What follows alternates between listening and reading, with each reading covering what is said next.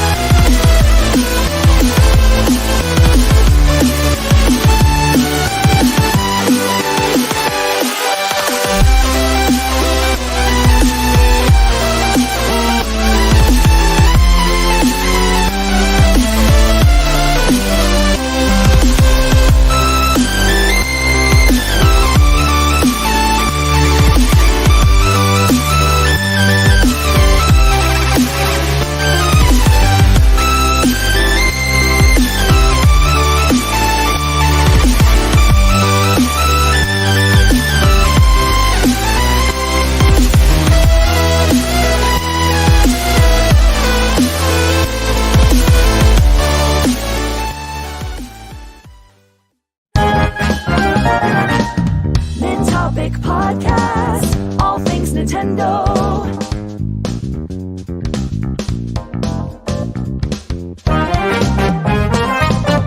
Yeah! Welcome to the Nintopic Podcast. I'm trying to hit the thing here, but it's not working. Can you hear it? You guys can hear it? Think it's not working. Anyway, welcome to the Nintopic Podcast, Season 3.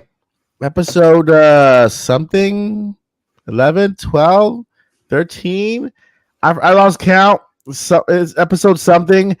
Welcome. It's Friday. We're here. We're finally here. It's the time you've been waiting for all week, right, guys? It is Friday. Not only is Friday, it's Nintopics Day. And Paul's not raising his hand. He's saying hi. He's saying hi with his hand. So we are here, my friends. Another episode sponsored by Aver Media. The mic that you are listening to us right now, the fiasco from last week, is back, and we brought it back for an encore. Paul has his mic there. Zach is somewhere there. Lily will have hers pretty soon. And shout out to Joycey J. I think she's in the chat. She'll be here soon in the chat. Joycey is out. She had surgery recently, so she is recovering. We send all of our loves, our hugs, and kisses, and get well soon to Joycey J. And she'll be back here with us by next week. But before that, I know you guys noticed we have some red in our atmosphere here. Her hair is red. And so I want to introduce to you all Lily Hyrule. Welcome to the podcast, Lily. How are you today? Doing great. How are you guys? So happy to be here. Thank you so much for being with us today. Today's first Lily's first time on the podcast, and hopefully not the last. I want to start with Lily. Lily, how have you been? And tell us, what have you been playing? Tell us about you. Like, what's your favorite games? I know it says Hyrule in your name, but it's gives it up a bit. But tell us about yourself and what have you playing lately? Yes, thank you, Mike. Well, probably is a game that everybody has heard of. Zelda, I think. I'll definitely go with Zelda, of course, my favorite franchise ever. Yeah. But I've been playing. Last week, I got this game ever since it got released, but I never actually completed it. I did completed that on the GameCube originally, and I'm talking about Metroid Prime Remastered. Yay, I finally completed that one, and I did that last week. Nice. The thing is that I've been sick for about 2 weeks, fully recovered right now. Yeah. But it's sad to say it, but usually you have a little bit more free time when you're sick at home, right? Because you're kind of recovering and stuff, and all you can do is just chill and play video games.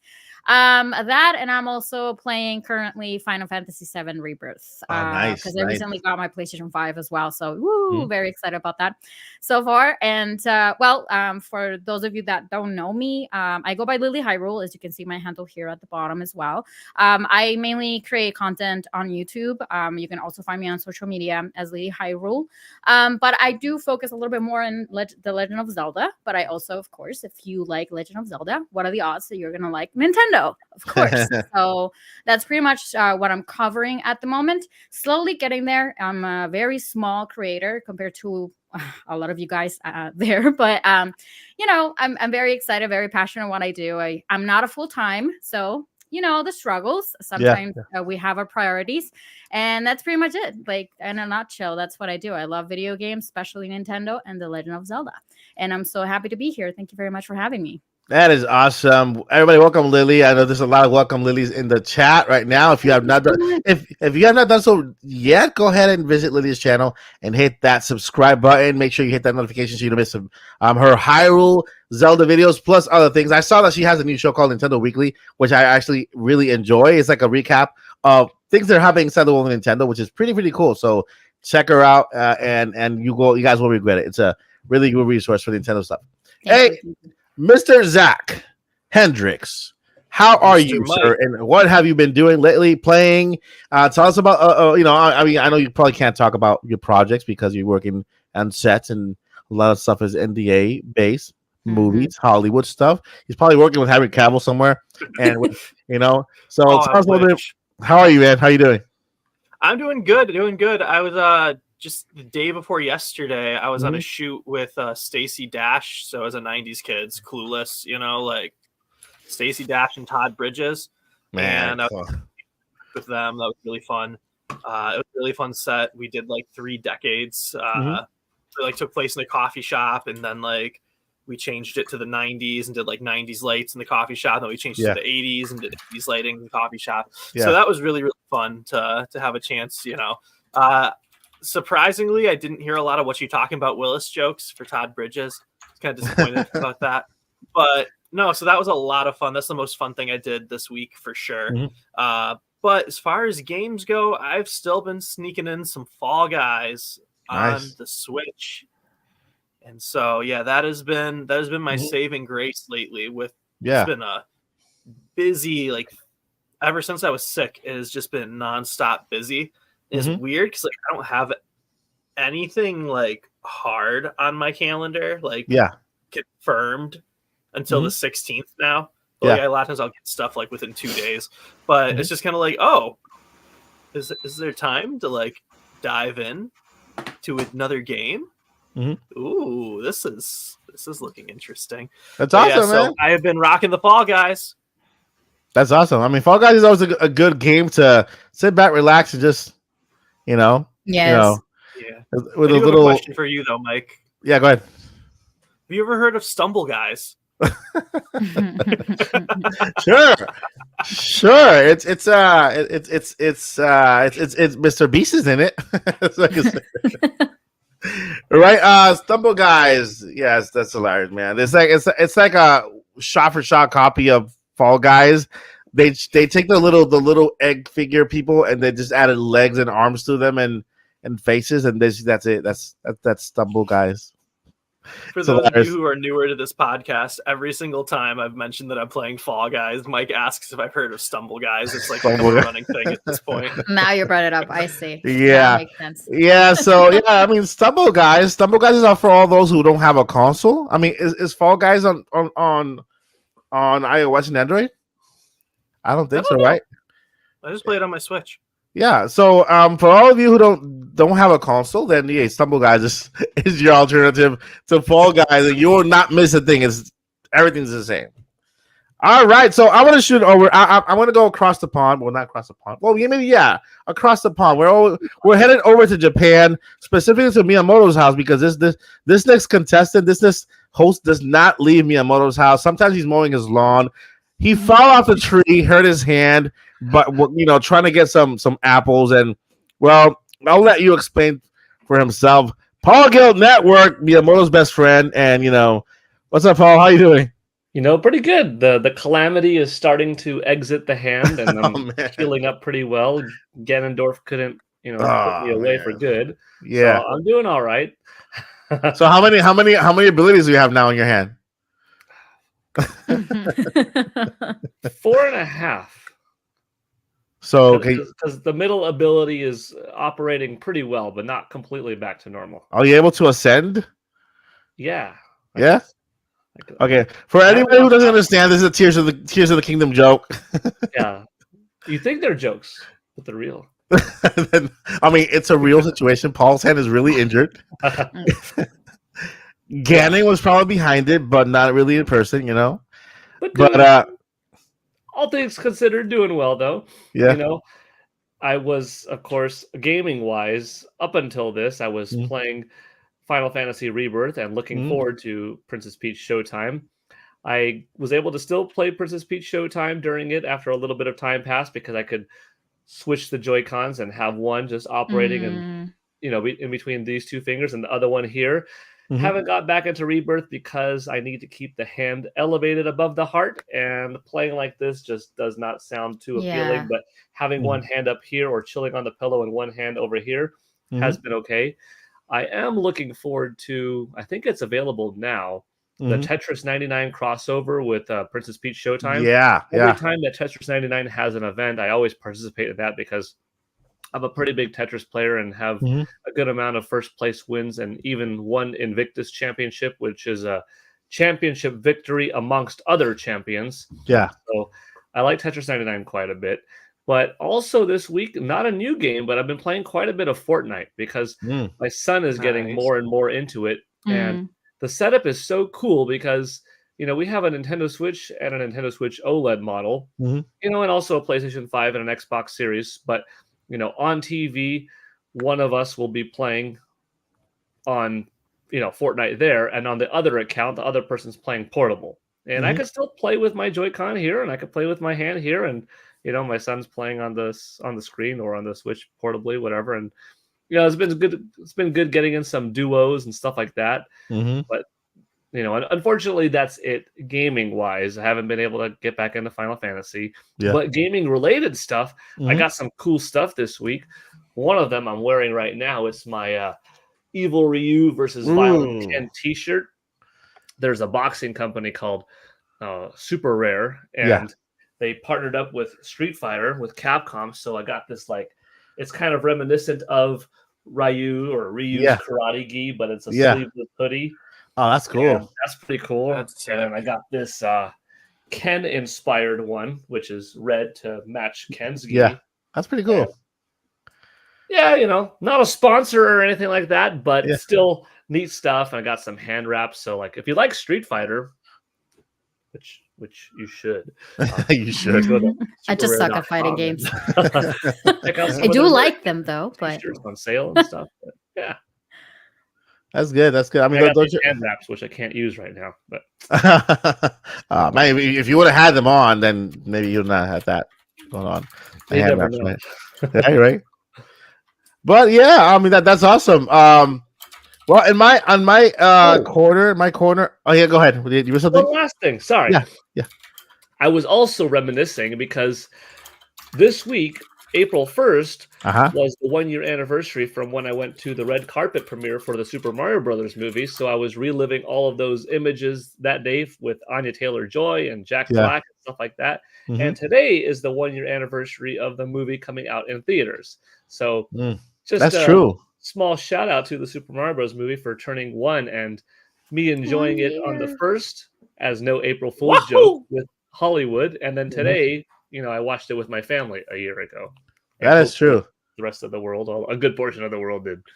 So for those who don't know, Paul Gale is across the street from the actual red carpet. I mean, the red carpet starts at Paul Gale's front doorstep, and it leads all the way to the theater, and then all the way there, he just bumps into Jack Black, Anya Taylor-Joy. He bumps into everybody along the way there. So don't be surprised if you go to Paul Gale's networks, either on Instagram. You have Instagram? Any social media you find Paul Gale Network, you'll find him with a celebrity next to him. Hopefully not with the hand like that, but like this. But yeah, that's awesome, Paul. That's awesome. That's true. It is the 1 year anniversary of the actual release of the Super Mario Brothers movie, the movie that changed everything for the Nintendo. Well, not yet. It hasn't changed everything yet. It started everything, and there's more to come along with that Zelda movie. That's I'm already excited for it. I'm not scared at all. Miyamoto's in charge, with other people. So looking forward to that. Also, that new Mario's universe movie that also announced. So we have 2 movies announced thanks to that Mario movie. We have to say that because without that Mario movie, these other projects maybe would not have been greenlit the way they were. So shout out to Mario for having the first anniversary of the Mario movie. If you have not seen it yet, man, what are you waiting for? What are you waiting for? Like, what are you doing with your life? You have not seen that movie yet. Come on. All right. In my case, I've been playing Final Fantasy Rebirth as well. Yeah, on the PS5 there. That's basically it. Final Fantasy Rebirth. I'm playing a lot of Animal Crossing with my daughters. So started my island all over again. Because I'm not that great at terraforming and making it look like all nice and cool. And so my daughters are helping me turn my island into actually Hyrule. So I want to turn it into like Hyrule and everything really cool. Nice. And yeah, like the Calamity Hyrule, not the fixed one, like the broken up one. And so that's what we're doing. That's what I've been doing lately. And what else? Oh, working on the Mike Odyssey show, which is premiering. I'm not gonna tell you a date yet because I have a lot of work to do. So you see here, it's like under construction back there. That's the other set that I'm working on. And then of course back there that I'm not gonna show you a lot, but there's a lot coming. And so I'm excited about the new show. Gonna have some guests over, including Lily, of course, on that brand new show, hopefully, and it's gonna be awesome. It's gonna be really cool. I already got some voiceover guests confirmed. I'm not gonna say a word because I was about to ask. I'm not gonna say one word because it's gonna be something very soon. Okay. It's coming soon, and that's what I've been doing lately. Before we get into our main topics today, because our topics are one that basically happened this week, right? Over the week, we got a patent, surface, right? We got a patent surface, and with all transparency, that patent surfaced back in 2021, but it surfaced in Europe, right? When it surfaced in Europe, didn't make the waves. People just kind of ignored it, right? And so once it was published, I think on the 3rd in the United States. I was just so happened to looking at patents like I always do. I cover patents a lot, and I happened to discover the American version of the patent, which was an update to that one. I published my video, and then it took off from there, and that's how it made the rounds everywhere. Just everybody's covering it now, and it has to do with a certain. We'll get into that. So that's our first topic of the day. The next topic is going to be the Nintendo Direct Indie World Showcase. What are we expecting this week? Because it is April, right? There's nothing planned for April as of yet from Nintendo, and with some upcoming presentations that have already been planned by Sony, by Ubisoft. They've already announced their presentations May and in June. It's just pretty obvious that we are now entering presentation season, kind of the event season for the summer, like Summer Game Fest, all that stuff happening very soon. And so that's our second topic for today.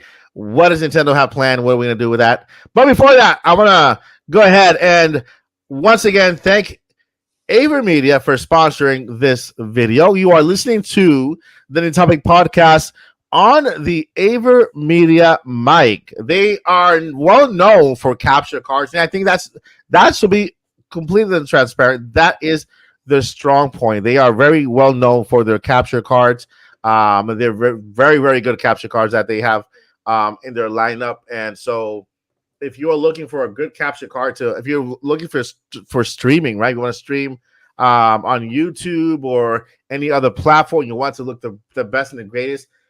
They have among the best capture cards out there, and other than that, if you didn't know, I didn't know beforehand. They also make mics. They're entering now into the microphone lineup. And if you are a beginner microphone person, you're not into like the bigger brands or very expensive brands, you want a mic just to begin, just to start everything out, right? Then this is the mic that we can recommend you start with, because it's not that expensive, right? It's not too expensive. It's within your price point. And I have a little thingy here we're gonna go over. Let's see here. All right, so you want to take it away, Jack? I was looking for the script. That's your cue. That's your cue, Yeah, Jack.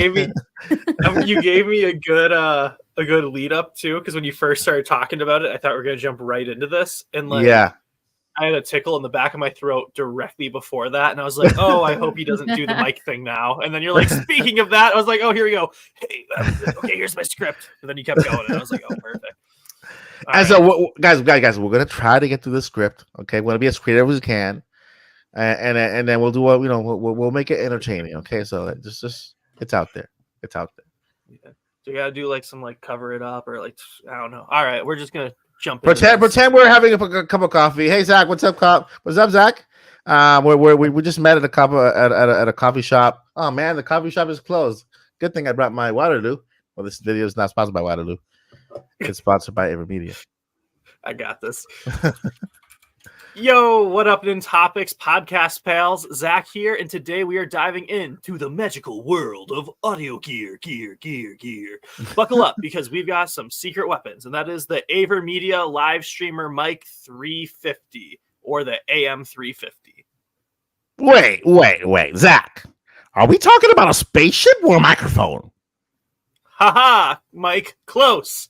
I think that's a good way to read it, to cheese it up. Haha, Yeah. Mike, close. The AM350 isn't intergalactic, but it's out of this world good. Imagine studio quality sound in a sleek package. It's like James Bond meets Beyonce.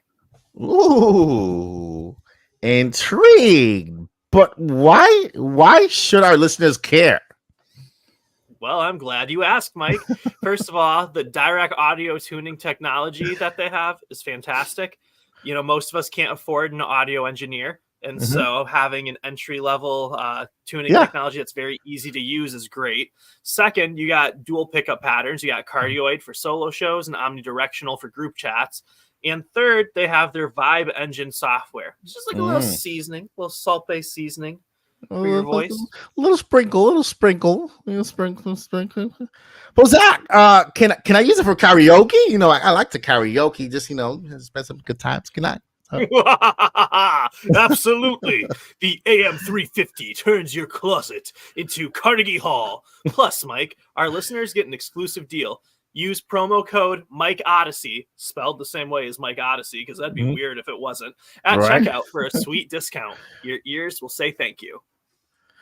So, Zach, spaceship or not spaceship? The AM350 is our ticket to audio stardom? Is that a question? That's a weird question. That's a question. All right. So, Zach. You got... So, I'm rewinding. So, Zach, spaceship or not spaceship, the Audio 350, is this our ticket to audio stardom? You got it, Mike. You got it, Mike. Grab your mic, cue the theme music, and let's rock this podcast galaxy. All right. Thank you to AverMedia for sponsoring this video and for providing the AverMedia Live Streamer Mic 350 or the AM350. Use the code Mike Odyssey down below to checkout for a discount at checkout. The links are down below in the description. If you are listening to our live podcast, or not really live, you're listening to it on Apple Music or listening to that thing, that radio thing, or the other one with the Spotta something, then you have to visit our channel to get that link to get that discount. So there you have it. Thank you, AverMedia, for sponsoring this podcast. Yay! People clap now. We finally got to this this thing. I'm looking for the clapping sound, but It's not working. Not working. What is this? I do want to shout out AverMedia. They have a very cool Stream Deck type device. I think what do they call those now? Control centers? I don't know. Yeah, but yeah. It has 4 touch pads and then a bunch of knobs at the bottom. Mm-hmm. And then the screen, I want to say, is also a touch screen. That's been on my radar for a while. And so just like how Mike just now, you were like, where's the applause button? If you had the live streamer AX310, you could just hit the applause button. Right. So that is a great device for podcasters. So I'm just going to bonus shout that out too. I'm telling you. Thank you for that, Zach. I really need to get on with the program and get that thing you mentioned there, because it's cool. It's cool. All right, so let's go and jump into our main topics of the day. All right, we're gonna go ahead and introduce the topic, and then I'm gonna go ahead and let our special, amazing crew here take it away with their thoughts and their messages and stuff. And Paul, is your hand okay? You enjoying that Velcro sound? I'm like, is your hand okay, Paul? Wait. There you go.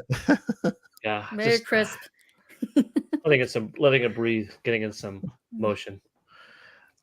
All right, so our first topic of the day has to do with the patent discovered this past week.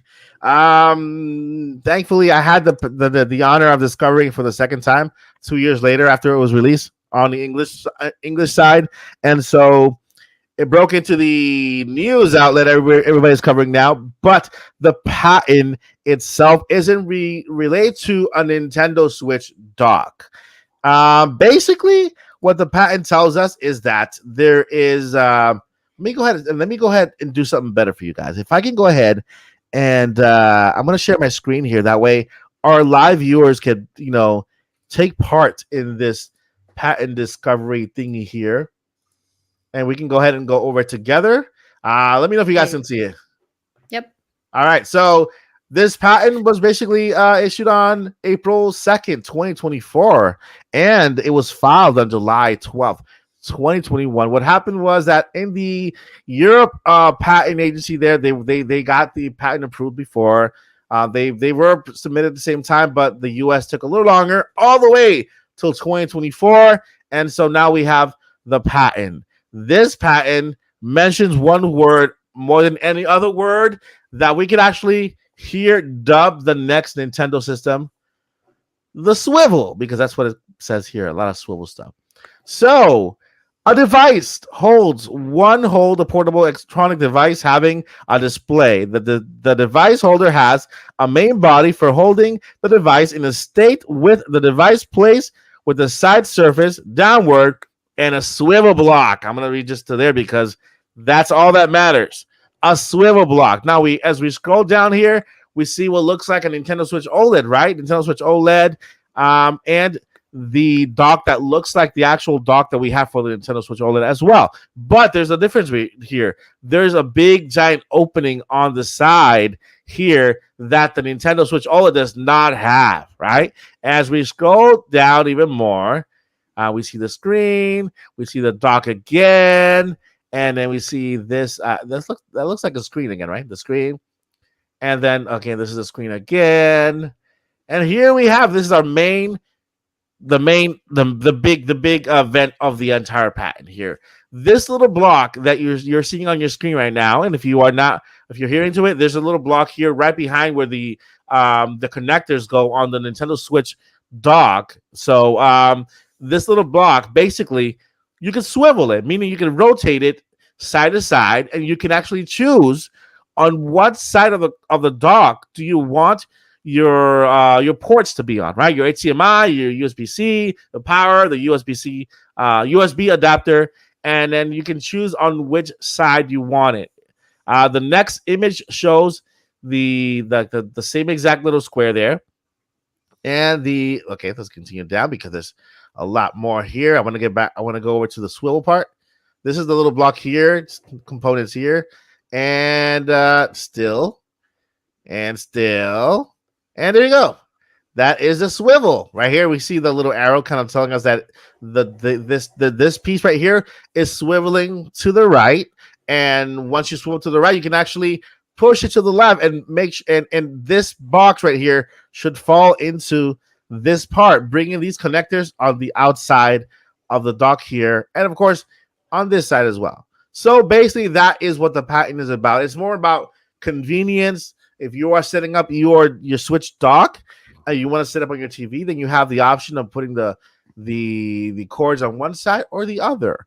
Not only that, but there's more than one way. There's more than one patent here. There's two, and we see here the same exact thing. It's been completely swiveled, and we see the two USB adapters on the other side. But there's another image here. Down here, we go down. Keep going. Okay, so this is the actual image right here. This is the other one. You see here is not there. There's no opening on this one. This is just a solid one.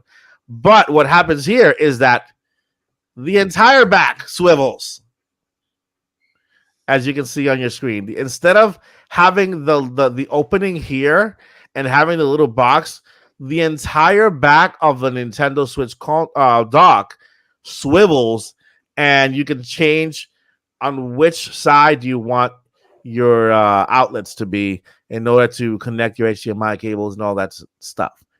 So, again, there is no proof whether it is or is not for the Nintendo Switch 2, right?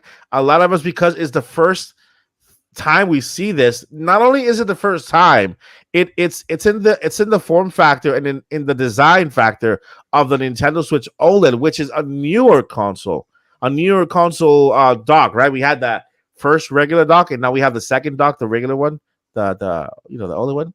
Which again, remember how there was a speculation that we were going to get that Nintendo Switch Pro back in the day, but we didn't get it. We just got the OLED screen. And then there is enough evidence that suggests that Nintendo just basically scrapped the Pro chip just because the chip shortage at the time. So they just gave us an OLED with a dock that can support 4K resolution, and so that's the entire story here. Now I want to go ahead and take this swivel story over to the chat. I want to know, not the chat, sorry, the crew and the chat. I want to know what you guys think about this. In your opinion, I want to go ahead and start with Lily. It's the first time being on the podcast. Lily, tell me what do you first thing, do you like this? What do you see here? And then what are your thoughts? Thank you. No pressure at all. Well, I find it very convenient, of course, because there's always a struggle as to how are you going to connect everything, right? Like it's very limited. Like I personally have the original Switch. I don't have the OLED, but I know that on the design, the current design that we have for the Switch, regardless of which one you're using, it's kind of the struggle as to where you're going to put it. Right. Like, for example, if for me, it's a bit of a pain just to have to move things around so I can adjust everything. So having an actual piece that's going to swivel around for you to be able to switch around is just a convenience for it. I feel like it's going to be very convenient. But the second figure that we saw, I feel like that's going to be like a separate model. And of course, these are patents, so we don't really know that that's going to be the final product. But there's a reason why Nintendo is filing them, because, of course, they want to protect their intellectual property, of course. So whatever, what I feel is like this particular one that you have there on the screen, that looks to me like a separate or like a different kind of dock that they're also going to be working on, or they have worked on. But yeah, I really do like it, of course, because it's going to be a lot more convenient for you to connect everything, especially because of the little edges that you have on the side. Like right now on the Nintendo Switch, you have to have both of the cables very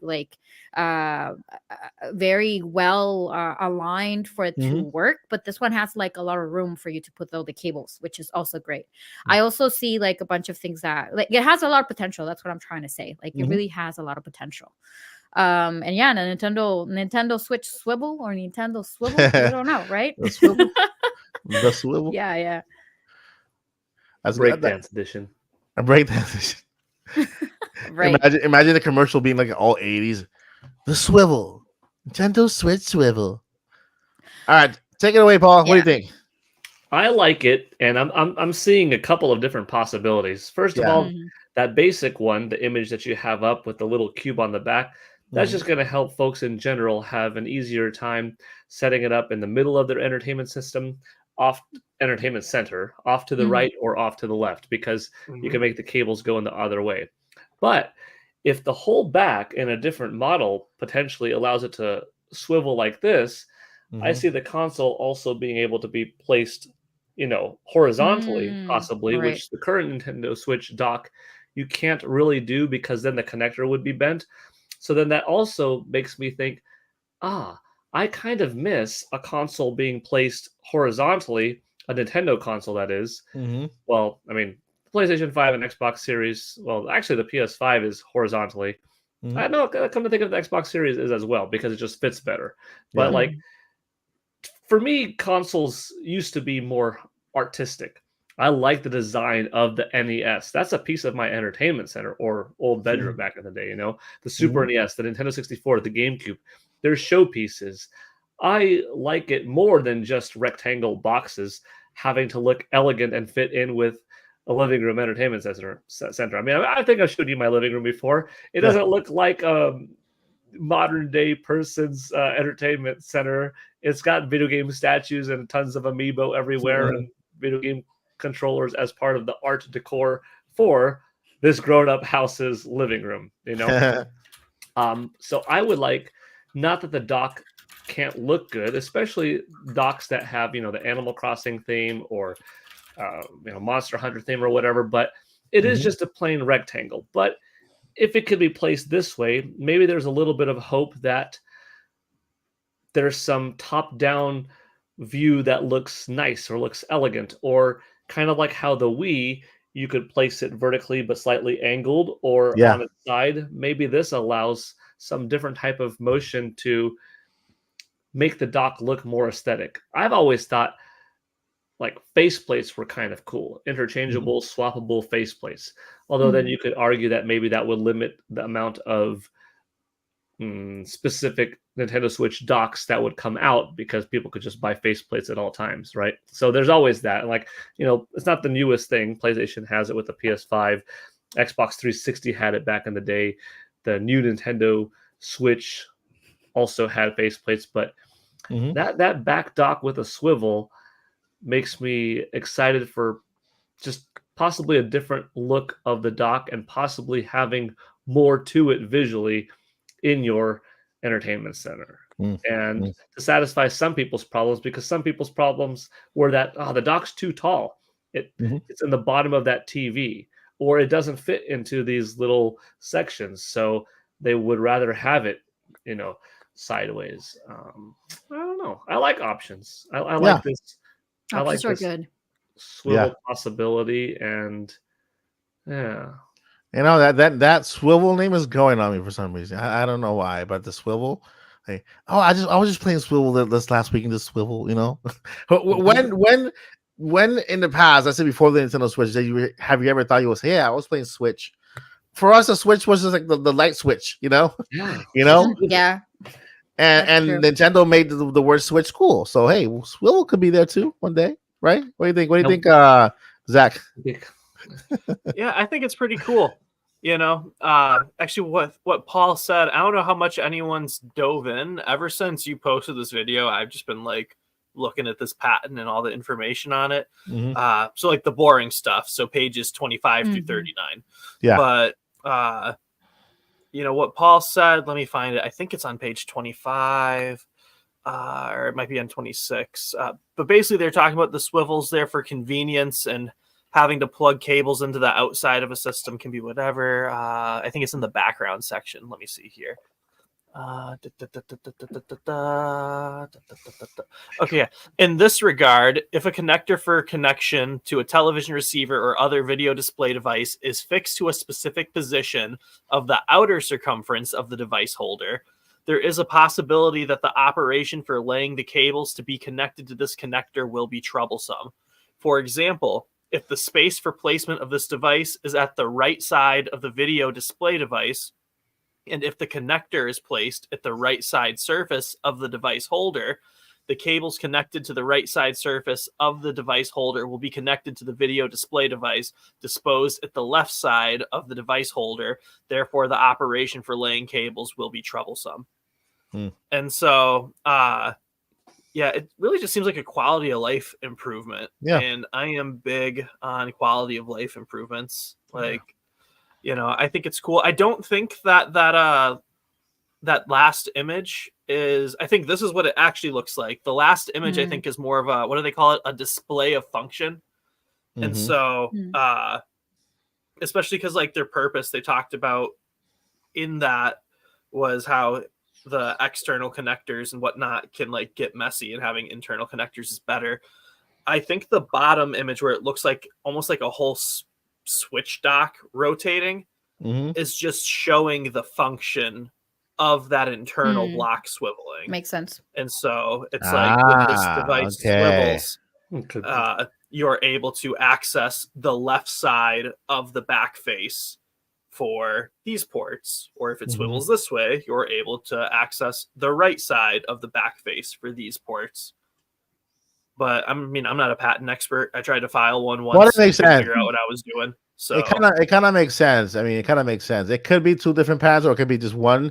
And what you said, like basically the first little square box is just showing what this is doing on the so that one. Side. Yeah. So if you go up, I think like that's because that's how the entire, like those notches that are in the back on both sides that you pointed out in the video. Yeah. Like that's essentially how those function, because your cords would go in on that side. And then but again, I tried to file a patent once and it didn't work. So it makes sense because basically we're not seeing the cover on that first image. We're like the actual cover. Here we're seeing the entire piece put together and already covered, and so we can't see the little box on the side. And so it's just one piece here. But yeah, it makes a lot of sense. Makes a lot of sense. But yeah, and I think I said before on this podcast how, it always killed me how the whole dock was just empty, because it's like there's just Nintendo could have like beefed up the system and like made it into like an external graphics card to do some more processing. So in your dock, you can get better resolution or frame rates or whatever. And so seeing them doing something new and different with the dock gives me hope that we're going to continue to get every drop of juice out of these Nintendo systems that we can. Yeah, I agree. I'm excited for the next system. I know it's going to be a lot more powerful. I know it's going to be a lot more convenient. If this is Nintendo's mentality for their next system, I think they're on the right track. They're thinking about not only power for the system but also convenience for the user.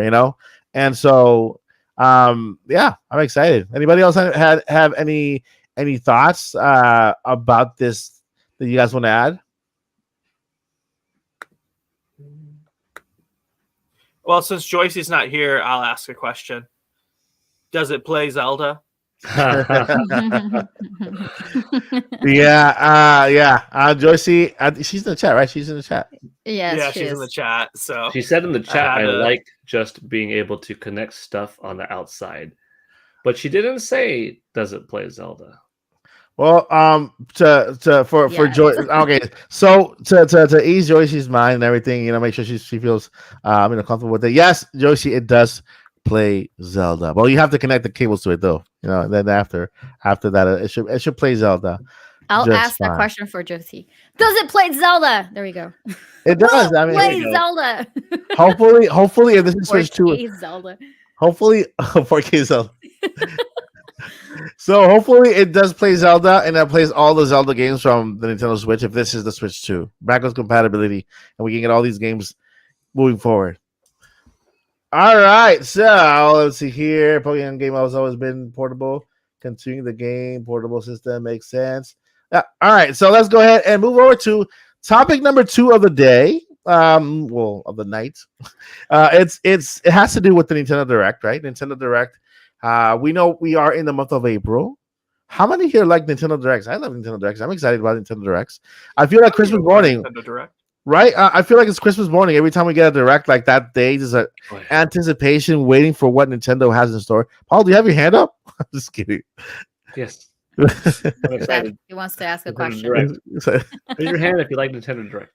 Exactly. So the Nintendo Direct, basically, I know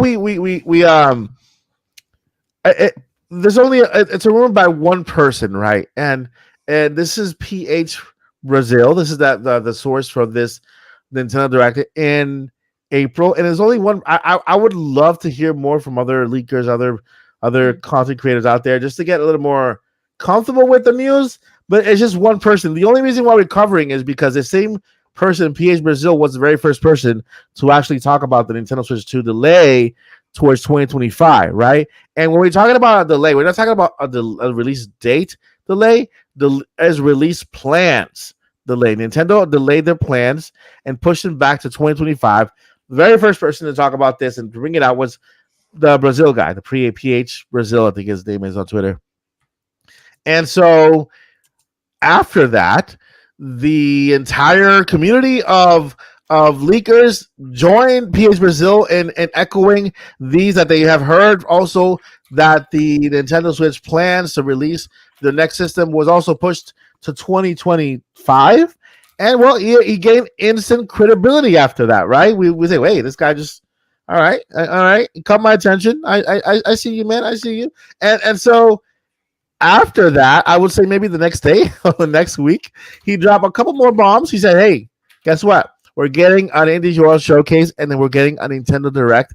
But not only that, we're also getting a Nintendo Switch 2 presentation or reveal in June. Okay? So those are that's what's out there. That's what's out there. Just so you know, PH Brazil, leaker who was in charge of the very first person who mentioned the Switch 2 delay, mentioned that we are getting a Nintendo presentation in April or around this season, two of them, an Indie World Showcase and a Nintendo Direct, right? Whether it's a Nintendo Direct, Nintendo Direct Mini, we don't know that. But knowing that April is the only month that is completely open, there's no plans for Nintendo this month, that this is the best month to do it. So the Nintendo can go ahead and fill in whatever they have ready for the rest of the year. About the Nintendo Switch 2 in June, I don't know. I hope, right? We all hope. But for now, we're going to go ahead and focus on Nintendo Direct. Indie World Showcase, yeah, they have a couple games new. I know that there is a brand new update in the news that Hollow Knight Silksong, it still exists. It made the rounds in the news again. And so Xbox put up their page. It was rated. Finally, Hollow Knight Silksong has been rated. And so now the community is thinking, okay, we are about to get that. Now, will we get that in the Indie World Showcase? Or will we get that in the full direct? Because it qualifies for both, you know? So that itself kind of also points to Nintendo having a presentation very, very soon. Now, with that information, gonna throw it out to the chat, and not to the chat, to the crew, and not if we're getting one. Let's pretend we're getting one. I want you all to just make your own. What would make or break 2024 for you when it comes to a Nintendo Direct? Like if you see the showcase, what will make and what will break 2024 for you when it comes to a Nintendo Direct? We can answer both questions. I'm going to start with Paul because he had his hand up. So, Paul, you know.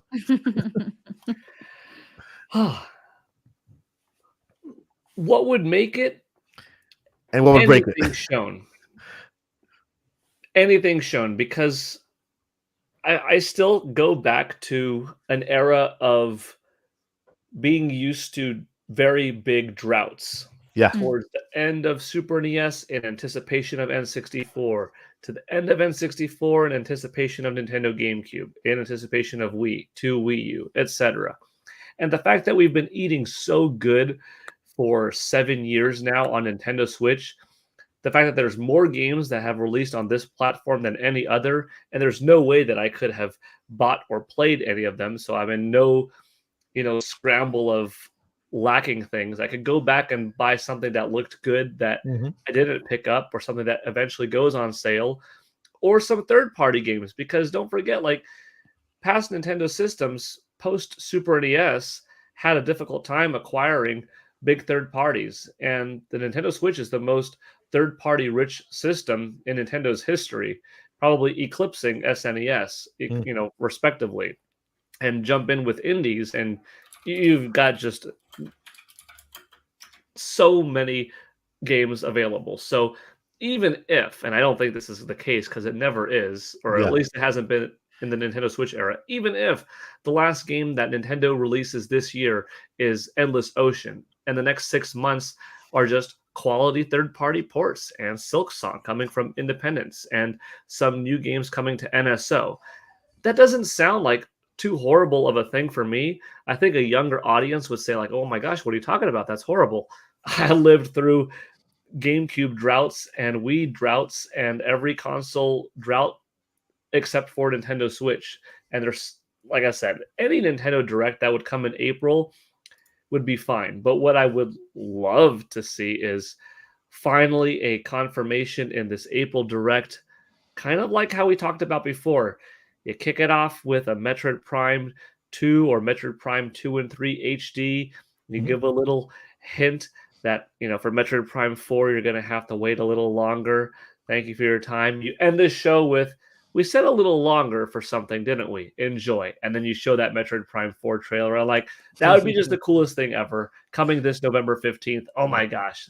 That'd be crazy. The whole year. But honestly, they could have a little Direct that only has third-party stuff, and I'd be happy if that's the rest of 2024, honestly, because I don't doubt that there will be third-party games. I know there's going to be NSO. I know there's going to be indies. And I'm not too greedy because there are some games that I haven't picked up yet. But I don't think that's the case. So Metroid would seal it for me. And honestly, they could just pull out Yoshi's Woolly World and throw that in. That'd be a nice little surprise. Give Wind Waker or Twilight Princess. That'd be a nice little thing. Give one more bone that you would throw, which would be like a Super Mario Galaxy 2 remastered, even if it was like Metroid Prime remastered quality. Oh my gosh, that would blow a lot of people away to have Galaxy 2 in that caliber. And that's it. And you're like, well, what about new games? Only Metroid Prime 4? Dude, but for a lot of people, Galaxy 2 has been unplayable on a modern platform for a long time. It was playable on Wii U, but how many people owned Wii U? Less than 14 million. Yoshi's Woolly World, that would be a new game for many people also. Wind Waker, a new game for many people as well. So if at the bare minimum that's all we got, I would personally be fine. So yeah, I'm not looking for much because I'm not hopeful, but because I'm honestly quite satisfied, and I'd be content with that. And then going into 2025, all right, Nintendo Switch 2, that's the year to shine. Let Nintendo cook, come out with that new platform with a beefy lineup, and do what they did for these last 7 years all over again. Yeah, I like it. I like it a lot. I like that. I like that vision a lot, Paul. That's awesome. We'll see. And we'll see. We'll see. Take it over, Lily. Lily, what would make this year, the rest of the year? Because so far we've had an okay year. Right? It's not that hasn't been that too bad. I mean, knowing that it is a transition year, Nintendo is obviously working on the next system.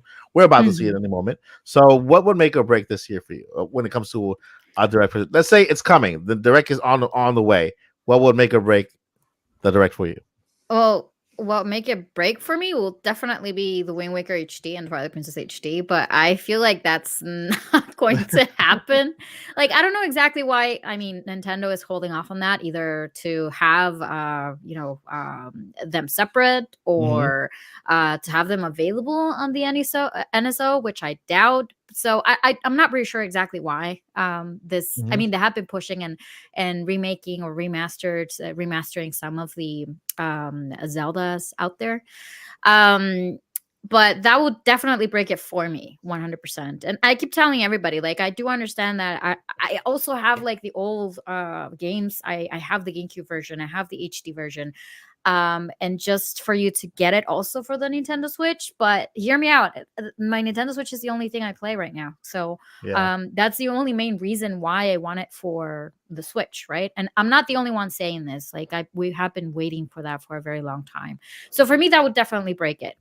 However, being more realistic, if the Nintendo Direct is happening on April, I mean, if we're considering it, we only have like 2 major Nintendo Switch games releasing this year, which is Paper Mario and the Thousand Year Door and Luigi's Mansion 2 HD, and that's pretty much it. We don't have anything else. So of course we have been, I'm really looking forward to anything Metroid Prime 4. I mean, we have been waiting for many years as well, so I do agree with Paul on that one. If they at least give us like a teaser, I will be more than happy, like just to hear about it. And if you scroll on social media, especially on LinkedIn, for example, you do see a lot of Retro Studios hiring a lot of people. So that kind of gives me a little bit of hope that we might hear something. But after listening to that, they kind of restarted the whole thing, of course, a couple of years back. We don't know what's going to happen, right? And I will love something Super Mario Galaxy 2, of course, because I feel like not a lot of people had an opportunity to play it. And for those of you that actually played it, it's such a wonderful Mario Galaxy. Like I even liked it even way better than the first one. Like in terms of like the actual interaction and the gameplay and the mechanics and everything, I feel like it's way better than the regular Super Mario Galaxy, right? And yeah, I mean, anything that they pretty much announce, I feel like is really going to make me very happy, right? But the other thing that really gets me a little bit concerned is given the fact that if we are going to get a Nintendo Switch 2 next year, this is not brand new, right? In terms of Nintendo will always try to push a new title or a new game on the new console.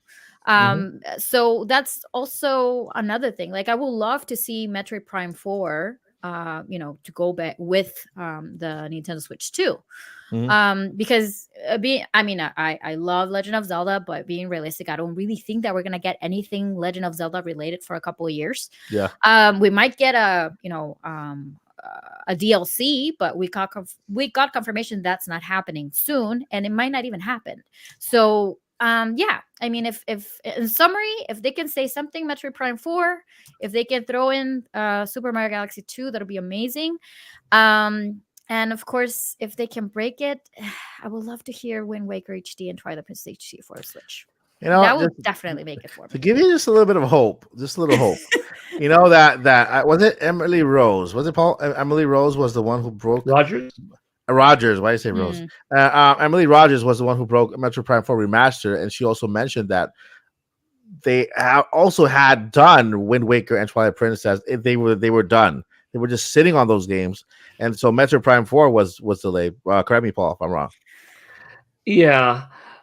I have my own thoughts on Wind Waker and Twilight Princess. Like I think I mentioned last week, Wind Waker as of last week, it's been longer from the Wii U version to now than from the GameCube version to that Wii U remake. So it's been so long that Nintendo could either just be waiting for a rainy day when they have this lull, or since it's been so long, maybe they're souping it up, saying, you know what, it's been too long that we can't just re-release this 10-year-old Wii U game as is. It's surpassed the amount of time from GameCube to Wii U that it deserves something for the next generation. Or Twilight Princess, we need to make it look a little bit better because it's just that much more removed and that much more modern that it cannot look weak on this console now. The expectation has raised, so it needs a texture map or it needs something else. So that makes sense, actually. They could just drop it whenever, but I think at this point, maybe they're waiting to soup it up a bit more. Also, I just mentioned in the chat real quick, Super Mario Galaxy 2, 7.5 million sales. Super Mario Odyssey, 27.5 million sales. 20 million more. Mario has gotten bigger and bigger, and Nintendo Switch is a hardcore gamer's machine and a casual machine. It's both. Because despite we selling 102 million units, Super Mario Galaxy 2, this beautiful game, sold less than 8 million. Yes. So it was kind of a smaller core demographic. So there's a lot of opportunity for that game to shine. Not to just take away from Zelda talk, but like no, for I sure. think Wind Waker would serve well on the new platform, on this platform. But maybe they're just souping it up. I don't know. But I don't know. Probably Grusso is working on something. They have done amazing job with the previous remasters and remakes. Recently, the Link's Awakening. So they might be working on something. We don't know. Yeah. So yeah, go ahead, Zach. Oh, I was just gonna say with how Paul, you mentioned how Mario has grown, and that barely sold any games back then. Especially with the movie and how much everybody loved Lumily, they just need to make an ad. Like if they made an ad for Mario Galaxy 2, that Lumily was like the Lumily from the movie was saying like introducing blah blah blah. Like you can see me there. I am when it's like Lumily next to Rosalina, but like better graphics, better this, better like the Mario Galaxy or the Mario movie fans would go nuts for that who haven't played this game. Like specifically the kids I'm talking about, but like of course that would sell so many just from Lumily advertising it. I agree. Before I pass on to Zach so he can give us our answer for the direct make or break question, I want to give a huge shout out to we broke 100 we are 104 combined with on X, on YouTube, and on Paul Gale Network and Facebook. So congratulations, crew. We are past podcast number 2, breaking 100 viewers. Thank you so much, guys, for giving us your time of day and spending time with us, right? Because you could be anywhere else on a Friday night, but you choose to be with us, and that means more than the world to us. Thank you so much. Here 104, and I think that's we need 3 more to break last week. We had 107 last week at Watchers. So yeah, share the podcast if you are on your favorite social network, and then invite us. Paul, are you raising your hand? Yeah, I have something to add to that. If you have a significant other, your husband, wife, boyfriend, girlfriend, mom, dad in the house with you right now, say, hey, can you go to YouTube real quick? Go to Mike Odyssey. Can you click on that video? Can you also click the like button? Thanks. And they Speaking of that like button, big shout out there. We're over 50 likes on YouTube. Exactly. Actually, we can get to 100 likes if you want right now. If you guys can hit that like button on YouTube. If we get, that's right. We are. Let's see here. All right, we can we can go a little higher on YouTube, guys, and that'll help us a lot because that'll take the podcast a lot further. But thank you guys for being here. We just broke 108. We broke that. There you go. Yay. Thank you, significant others who heard Paul. Yeah. Somebody's watching from their phone, from the computer. Thank you, Mr. Miyamoto. Mr. Miyamoto liked it. There you go. All right, so I'm going to go ahead and throw it over to Zach. Zach, what do you think? Direct comings, let's say it's coming. What will make or break this direct for you? All right, I'm going to start with the negative because then we need to go back up to the positive. So honestly, breaking it would be if the handheld system was still only 720p. That would be pretty rough for me. I know people love to talk about, well, you can't even see pixels over this many or that many. It's not just about pixels. Compare a 720 display to a 1080 to a 4K. Look at a rotating item. You're going to see way more aliasing because there's less pixels to smooth it out. And so, I am just I would love to have a Switch system that looks better in my hands than this current one does. So that would break it for me, is if there was no like big tangible upgrades, I guess you could say, on the handheld side of things. If the battery life was just as long or shorter, that would be rough. You're always looking for increased battery life. But yeah, so just kind of the technology on the break it side. As far as make it goes, I feel like some of you guys might know my answer already because I have been waiting for a sequel or even a remaster. I don't even care at this point, to Diddy Kong Racing. Give me more Diddy Kong Racing, please. I still will shout my conspiracy theory to the moon and back about how the Labo took maybe a pitch or a prototype of a Diddy Kong Racing and just kind of made it into something else, because those balloons were the exact same and you could fly and you could drive and you could hover. But give me more Diddy Kong Racing, and give me more Diddy Kong Racing. That would be my other one. That would make it. I have two more. One of them would be give me more Diddy Kong Racing.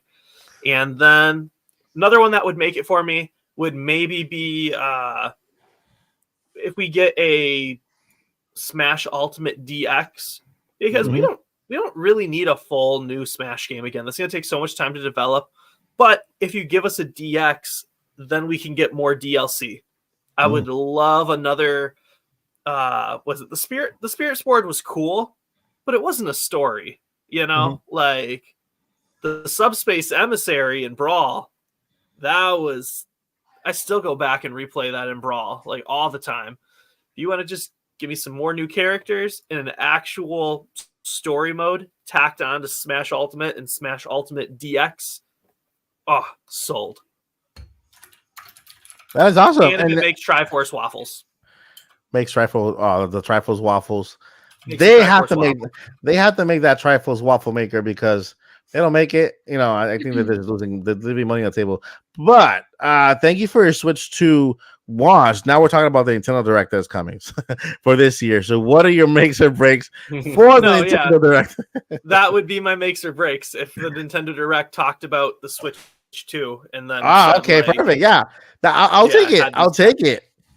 I'll take that all the way, because I want to hear. I hope they give us like a little mini trailer, right? Like a little teaser trailer of the Switch 2, and then in that teaser trailer we get a high, like a resolution, hyper realistic Diddy Kong, the close up in the face like that with all the pores sticking out.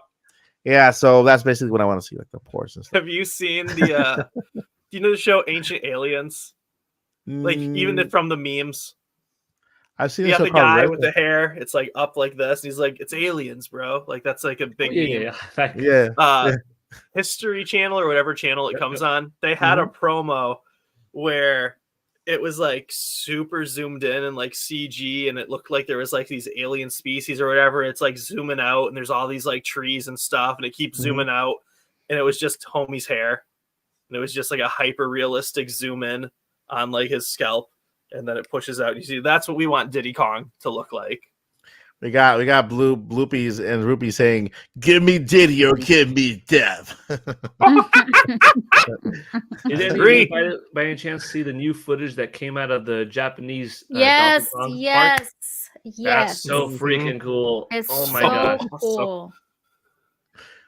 The way the minecart is going throughout the. Oh my gosh. Talk about the Donkey Kong Country, the theme park. Yeah, the new footage. Yes. Oh yeah, the fake jump on the tracks is so brilliant. Oh, I love that. Yes, it's brilliant. So cool. Yeah. It looks like it's going fast enough to actually, feel kind of thrill-like. Yeah, it should feel like you're actually flying there. Your point of view is basically you jumping the rails when you're not, right? You're being hauled by the side. They're actually running and some test rides and everything, but nothing major. So I saw it. It looks really, really cool.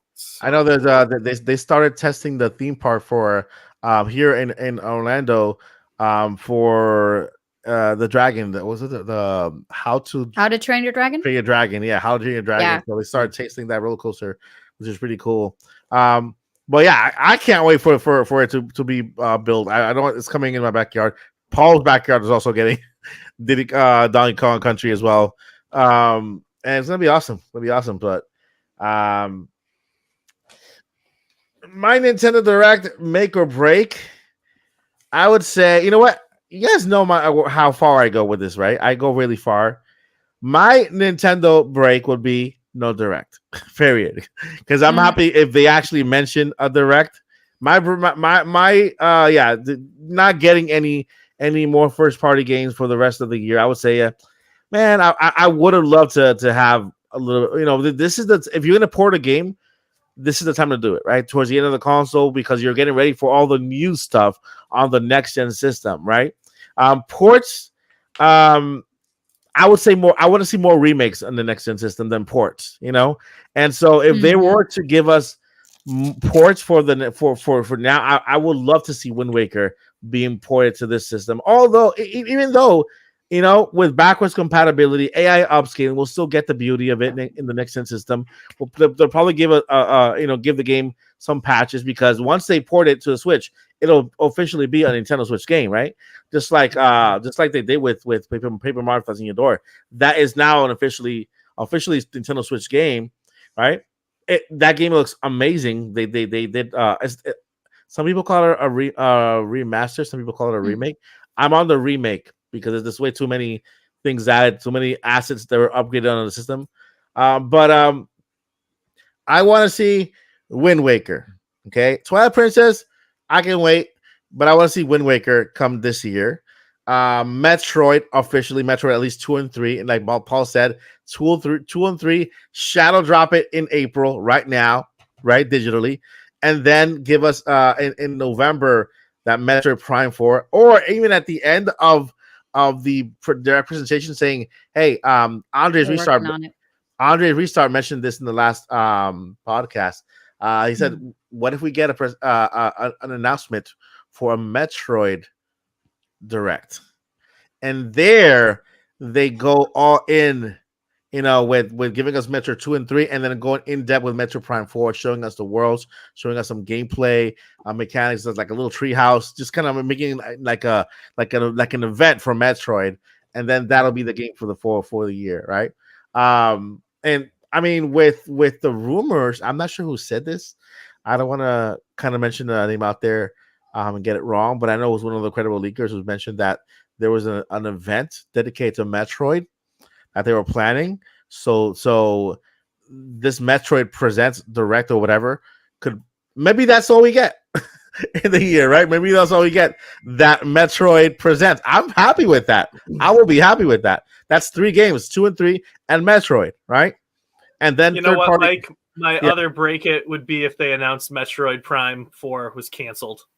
That would be exactly. For the last 5 years that you think that we've been developing this game since the canceled announcement and reboot, we actually canceled it again, and we're starting again development now. Yep. Oh. No. I wouldn't be able to handle that. That'd be crazy, man. My heart just sunk. You said that my heart just sunk. What? This game's only been like a recruiting tool. Hey, come work for us. Come work for us at Retro Studios. You'll be able to develop a Metro Prime 4. Then to cancel it. Yeah, that'll be evil. That's sad. Yeah, I mean, I believe it or not, I'm almost 95% on board that there will be a Metro Prime 4 this year for Nintendo Switch, because it was announced for Nintendo Switch, right? What would they announce a game that for Nintendo Switch almost 7 years ago, and then bring it over to Switch 2 if it was not announced for Switch? I personally believe that Metro Prime 4 will be that Breath of the Wild type of game, where it was available on Wii U and then it was available on Nintendo Switch, like that, right? The kind of that dual release game. But for this Direct, I think that'll make me happy. Just having a Direct, having a couple of ports, of course. Mario Odyssey 2, not Mario Odyssey, Mario Galaxy 2 would be a great addition, because I have not played that game, and I want to play with the newer mechanics on the Switch. Will be awesome. Maybe improvements, quality of life improvements and stuff. HD. What else? I heard there's word out there about another HD port from the 3DS, which is new Animal Crossing New Leaf. And so that could also be a nice little port to bring over to the Switch. It's not a big like a huge game, but it's also like a nice cozy little game to ease Animal Crossing fans. And there are a lot of Animal Crossing fans after New Horizons.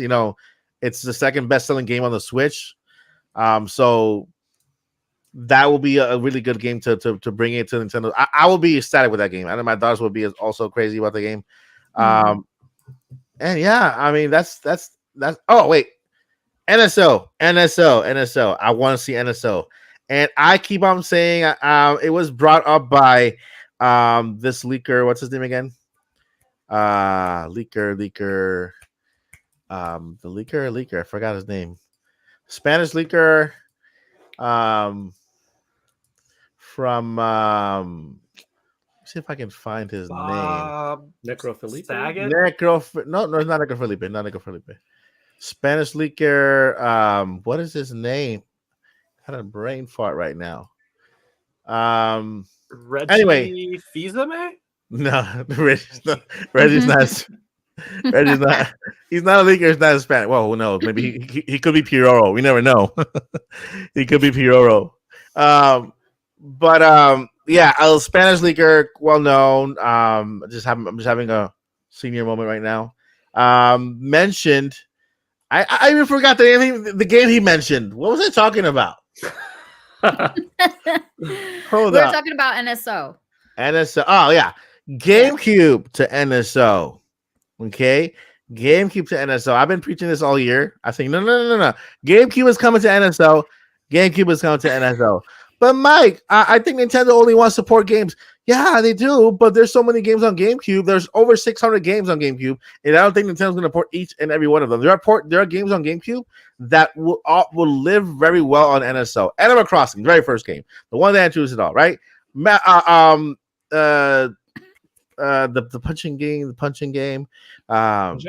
Smash Bros. Melee. All right. Smash Bros. is Melee. Melee is a good, really popular game that Nintendo will never remaster because there's Smash Bros. Ultimate. They have the Ultimate going on. And then, of course, if they do the Smash Bros. Ultimate Deluxe on the Nintendo Switch 2, Melee can live online with gameplay, with online gameplay, right? There's other games out there, F-Zero GX is out there, can live online. There's so many games that are not portable or like ported quality games that are still good games that could live on NSO in the GameCube library. So I'm not gonna say Pioro. That's not the guy. Come on. X.com. I was gonna kill me. I need to look that up, guys. I need to look at his name because it's gonna drive me crazy. The only thing that I can currently find was the patent that was discovered by Joe Reggett. Who's Joe Reggett? For GameCube controller type thing coming to Nintendo Switch. But that was in January. 3 months ago. Yeah, that was the first clue. The first clue because that patent shows the actual. I'm sorry, I'm probably too close to the mic.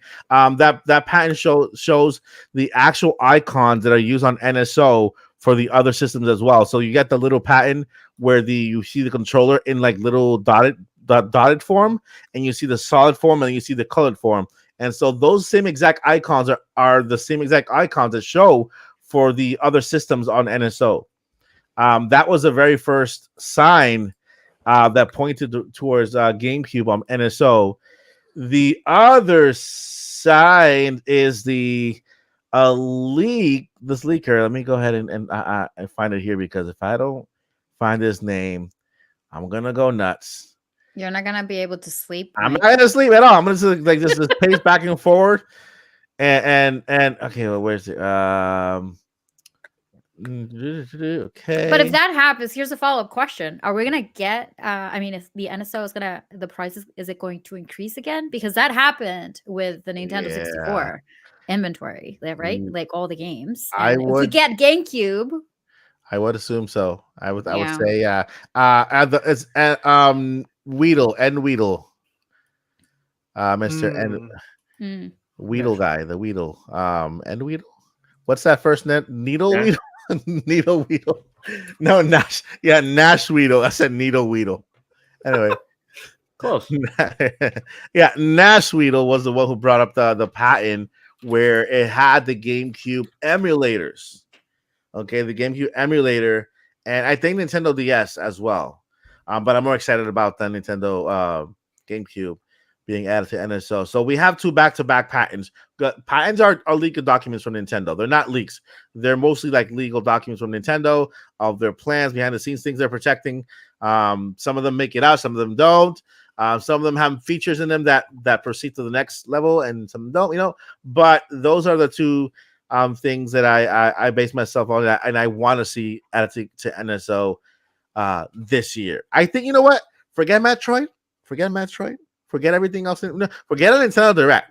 If Nintendo just adds GameCube to NSO, that's all they need to do for the rest of the year, and then add 5 games: Mario Kart Double Dash, add Smash Bros. Melee. Imagine Mario Kart Double Dash online, playing it online, right? Smash Bros. Melee, Luigi's Mansion, the first game, the very first one, right? Super Mario Sunshine, maybe Sunshine. They released it and then took it away. You know, so it's technically not online anymore, right? And then it's not. I can't. And then Animal Crossing, the very first one. Like they always add like 5 games to begin with. Those 5 games, those will be really, really cool games to have on NSO that I think would actually kind of, you know, give us things to play while we wait for Switch 2. So those are my picks. You know, guys, I'm always very dreamy. I like to dream. I like the bar very high. Yeah, I do. I'm like, you know what? If I mention as many things as possible, maybe Nintendo listens to it and gives me one of them. I'll be good to go. But yeah, so what do you guys think? What do you guys think about the whole Nintendo Direct? First thing, how likely you think is that we're getting any type of presentation this month? Anybody? Yeah, I do want to point out that I actually misunderstood the break it, because for me to break it is to be like like amazed, right? For me, that's what I understood. But now listening to everybody's input, I'm like, what would it break it? Like, I'm not really. If they don't say anything about everything that I just mentioned, every Nintendo Direct is always the same. But I do agree with you, Mike, that they have a lot of potential with the NSO. Also, that, you know, Nintendo Switch is moving on. Next year, we're hoping that everything that gets announced is going to be for the next console, or whatever, if that's the case.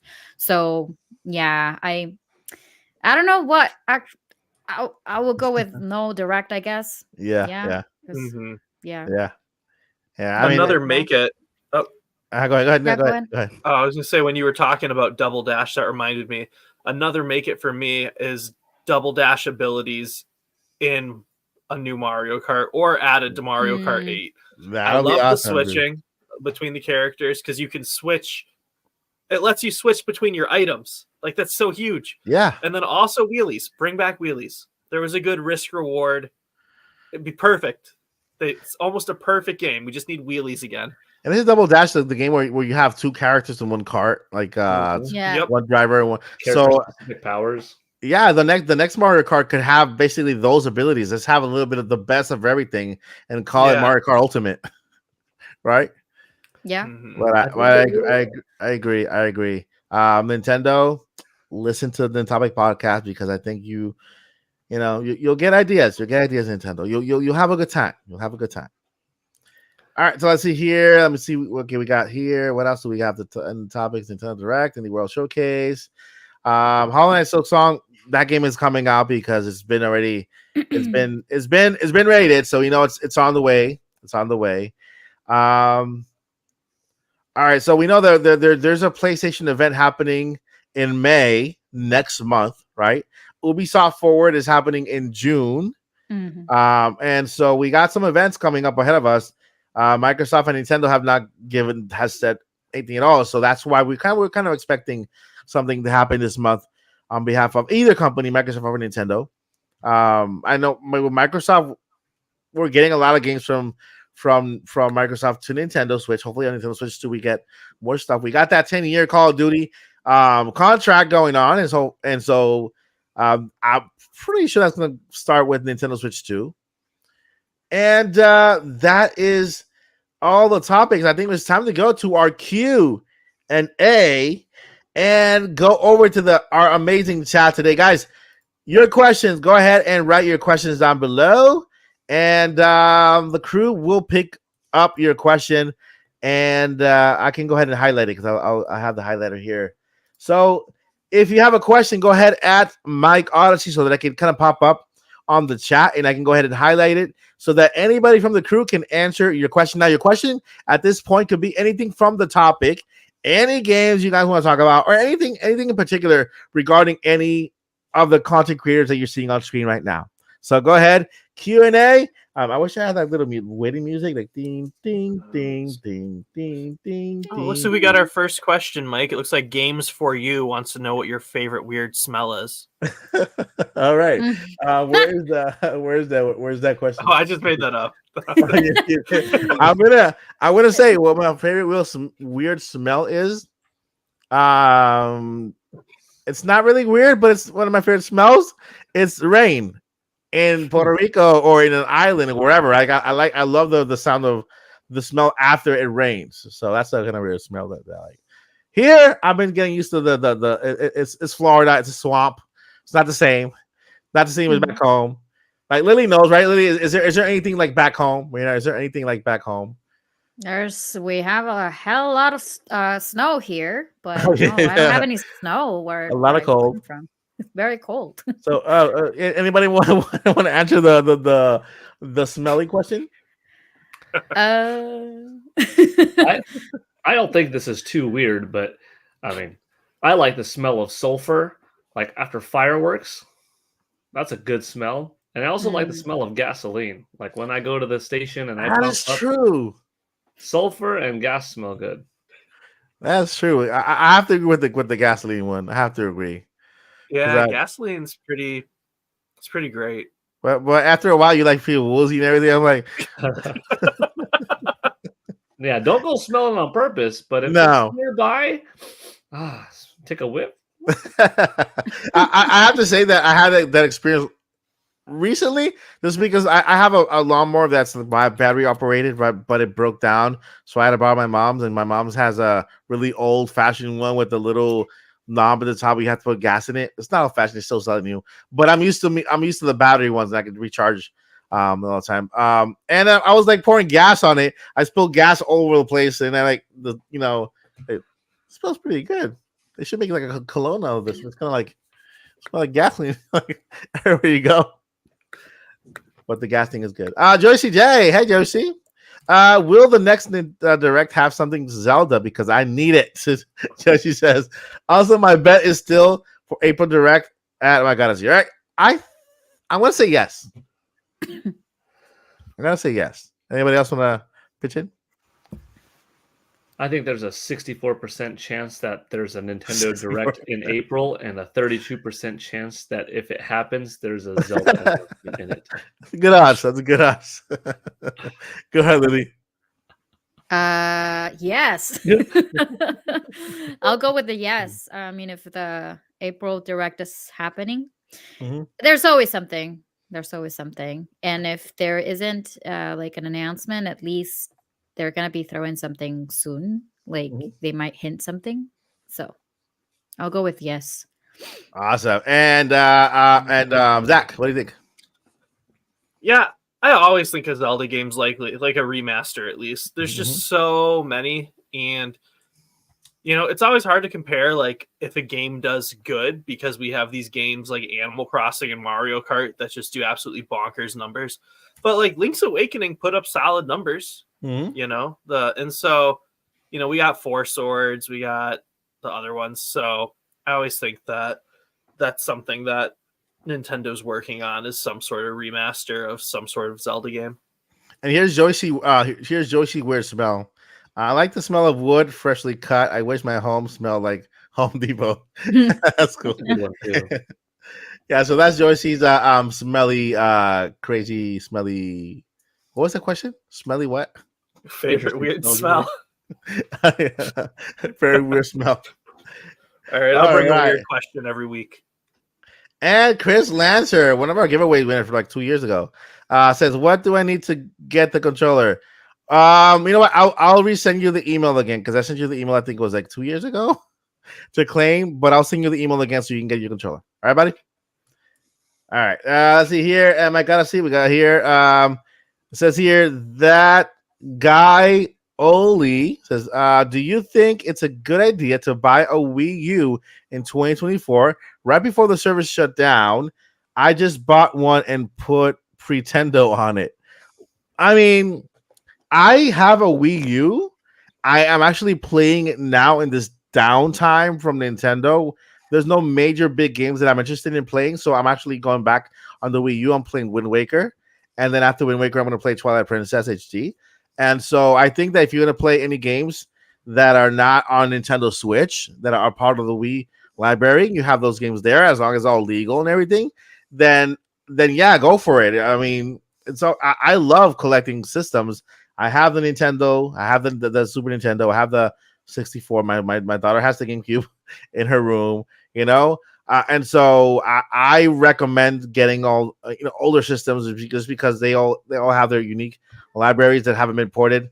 Pretendo, I heard Pretendo is like a community that hopefully would allow you to play games online. Don't know how much that will last with Nintendo ninjas all around. So just be careful it doesn't break your system.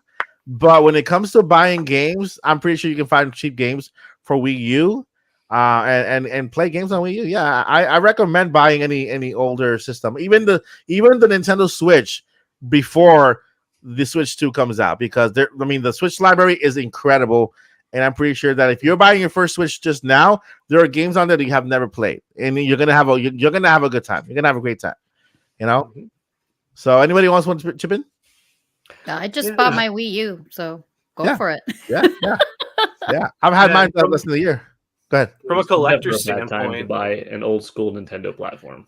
Yeah. and it's probably the cheapest it'll ever be at this point. Yeah. Especially with only the 13 million units selling. Mm-hmm. Like, just thinking from like a video game, not necessarily console perspective, but like the most collectible games that are worth the most aren't the most popular.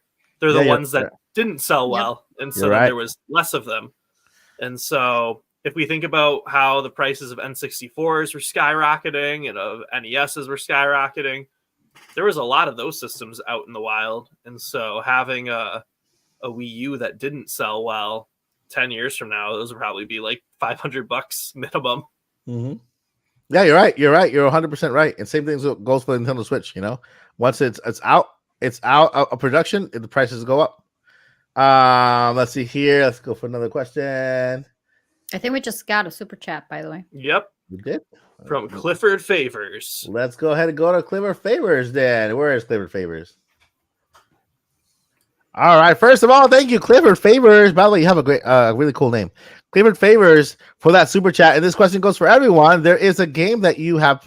Is there a game that you have played on any system that was underrated, in your opinion? That's a good question. Underrated games. Underrated games, guys. Underrated games. I have one. On NES. This game is just if you guys look it up, and I mentioned it before, it's just hilarious. It's called Caveman Games. Okay, on NES, it's called. I had it. You had it. Yeah. Yeah. it's just a game that I think will never make the light of day today. The remake would not go down well today. It's called Caveman Games. It's about caveman stuff, like the stupidest stuff ever. But it's like an Olympic Games by cavemen. And one of the games is like they're trying to make a fire, and then you hit the person next to it with the stick. You hit the guy with the stick, and you see the little birdie flying. You're trying to win, and you can cheat at the same time, right? Another game is like they have I think they're riding dinosaurs, racing dinosaurs. If you fall, I think you get eaten by a dinosaur. It's just the craziest things happen inside the game, inside Caveman Games. Instead of throwing, this is how crazy it is. Instead of throwing like a disc, like a natural disc, and see how far it goes, a caveman throws his wife. And he's like just spinning it. He's spinning it, and then and then if she falls really far away, she starts dancing and celebrating. And like it's just a very crazy, dumb, stupid game that I wish they made again in higher definition. That's it. Anybody else? I know there is. I just can't think of it offhand. I'm like trying to look at my game collection from here. I think some of these games were reviewed pretty well, but maybe could have done better commercially, like Battalion Wars on Nintendo GameCube. I would say that's one.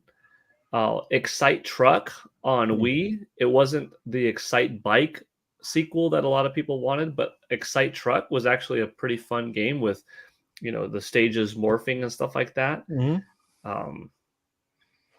And this is definitely not underrated, but undersold.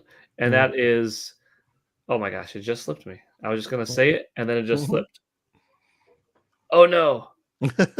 Oh no. I had it in my mind because definitely not underrated, but oh no. On what system? Hold on. Astral Chain. Okay. There's no way if you're a Nintendo Switch owner and you're like, oh, there's nothing to play in the second half of the year, and you're one of the 140 million people that's thinking that, only 1.5 million of you bought Astral Chain, and that's a top tier, high quality game. So there goes to show there's plenty of games on the system that are amazing that haven't been purchased in the quantity that they deserve. So that was what I was going to say. Astral Chain. I think I'm going to pick it up. I think I'm going to pick the game up. It's on Switch, right? It's on Switch? Not underscored. It scored well, but just could have sold better comparatively. Yeah. I'm going to go with... Oh, sorry. No, go ahead. Yeah. Go ahead. Oh, I'm going to go with Epic Mickey. I know we're getting the remaster now, but I loved that game. But the gameplay I thought was fantastic. But then also from like a meta standpoint, like how it was like an actual commentary on the history of Disney and how like Oswald was before Mickey and like he's mad at Mickey for like replacing him and stuff. I just thought it was so cool. And my favorite, what was that? Oh, I'm saying that he's back home. Yeah, I know. It's so great. And so I had the Tron Wiimote that like lit up with the blue Tron lights. And then I had the Epic Mickey nunchuck. And so that was like with the paintbrush. And so that was like my go-to, like, these are just the controllers that I use. But then the other one that I would say, which, I'd have to say Mario Strikers Charged was so fun. And it just kind of fizzled out. And then we got the new Mario Strikers, which had like one drop of effort put into it compared to the whole gallon that the other one had. That's good. Those are my two. That's good. And Lily? I'm gonna go with Arms. Arms, yeah. Good yeah, I don't. It was a good mechanic and gameplay interaction. They had very excellent character designs. I remember playing it on one of the E3s, and it was a good concept. But for some reason, it's just never actually grown on people. Like it's basically forgotten now. So, but yeah, I'm gonna go with Arms. That's a good pick. I think we all got really good picks in the underrated games. And let's thank you so much, Clifford, for that $5 super chat. Let's go ahead with next question here. This is a interesting question. What would be the opinion of the panel of a realistic Wind Waker game? Open world and 4K visuals, no tune style. So quick shout out to Christopher too. He also dropped a $5 super chat. And that's going on. I'll get to it once I scroll down here and see here. All right. Awesome. Yeah, we'll get to that. And go ahead. Yeah, take it away. Zach, what do you think? I would be excited. Anytime you get another way to play something. Yeah. Like, if the new way to play something's not for me, then okay. But no, with the visuals of Wind Waker, like in 4K, that would be amazing. And then also too, I have the Philips Hue lights and I have them like sunk to my TV. Yeah. And so when like the right side of the screen, something happens, the lights on the right side of the room match it. And when something like on the left side happens and in the top or the bottom. And so I've learned specifically that is for cartoons. That is like peak when something is very cartoony with tons of bright colors. If it's like an actual like real cinematic movie, I'll like turn it to like really subtle where it's like just kind of lit up behind it. Yeah. But I don't even have the whole room change just behind the TV. But if I'm watching like a cartoon, I have everything change. And so with a 4K Wind Waker and just having like all of the lights in my room just like match it, that level of immersion could not be topped. So I would be jazzed. That would be a day one purchase for me. I have the same thing, but with a company called Goovy. I think it's Goovy. I think you have the little thing in the back. Yeah.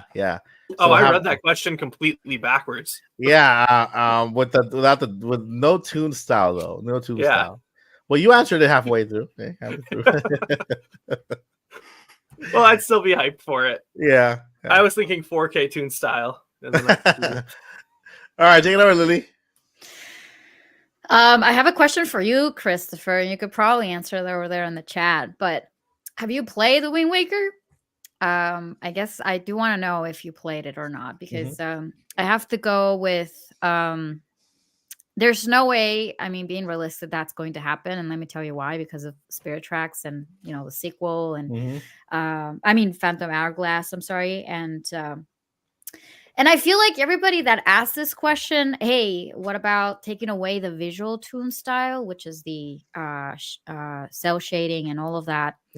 It's just not going to be Wind Waker. It's going to be a completely different game. Yeah. If they were to do something like that and to have 4K visuals, or at least, you know, then I will go for Twilight Princess, because Twilight Princess is basically that. It's what they wanted. It's just that the Wind Waker was kind of thrown into a very it wasn't a good time for them to make something like that, because people were expecting something a little bit more mature, and they were expecting something Twilight Princess.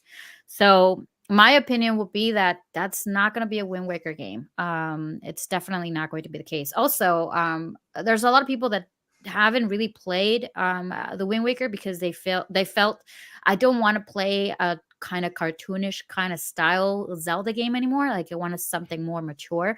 And you really have to give that an opportunity. It's such an amazing and beautiful story that if they were to remake something like that, it'll be a completely immersive experience. I do agree with Zach on that one, if they do something like that. But no, I don't know. It's just me being biased, I guess, because I really, really do love the Wind Waker. It has the most gruesome boss kill. Out of any Zelda game. So I don't want to know about it. I'm playing it right now, so I don't want to know about it. I'll let you know how gruesome I find it once I finish it. Paul Guerra, take it away. What do you think? I don't think it's necessary, but I would play it, and it would be very cool to see in a new style. I would definitely play it, and not necessary because the game looks beautiful in my opinion. Bumping it into 4K, maybe some extra textures added or some more frames of animation in Link and in the enemies, higher polygon count models, but to retain still the cell shaded look. That would be a better version of this, ported 4K upgraded game than a totally different visual style. However, the totally different visual style might bring more people into it, because it could alienate some people of the original, saying, this is not for me. This is not the Wind Waker I know and love. But it could attract some people that purposely avoided it in the first place because it looked too cartoony. And then it could attract some people who would have said, you know what, I loved the old style, but I probably wouldn't play the old style again because I already have that and I don't need to play it again better. But I'll play it again differently, looking hyper realistic. Like I said, I don't think it's necessary, but I would play it. But then again, I'm a sucker for Zelda and Mario, and those are a couple of the franchises that you release them again, and even if I own it, if that new version has something different, I'll probably buy it again. Good answer. As for me, I'm currently playing it right now.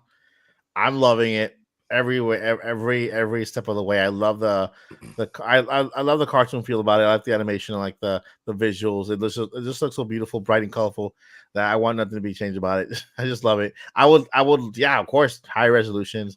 Everything Paul mentioned, I ditto that, and so yeah, that's those are my 2 cents. Did Zach, did you answer this question? Yeah. Okay. Because I answered it backwards. I was talking about how excited Yeah, I'd be you're right, for a you're right. 4K You're right. colorful version. You're right. All right. Let's go ahead and continue here. We got more questions. We got here comment by head moderator. Join Mike Odyssey Discord. Make sure you join the Discord channel.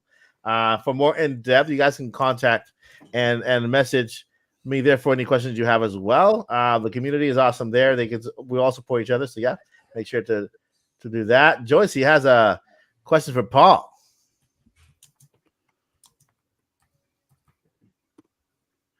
Paul. Was that something you answered? You answered in the chat already, Paul? I legit thought they were just a byproduct of evil.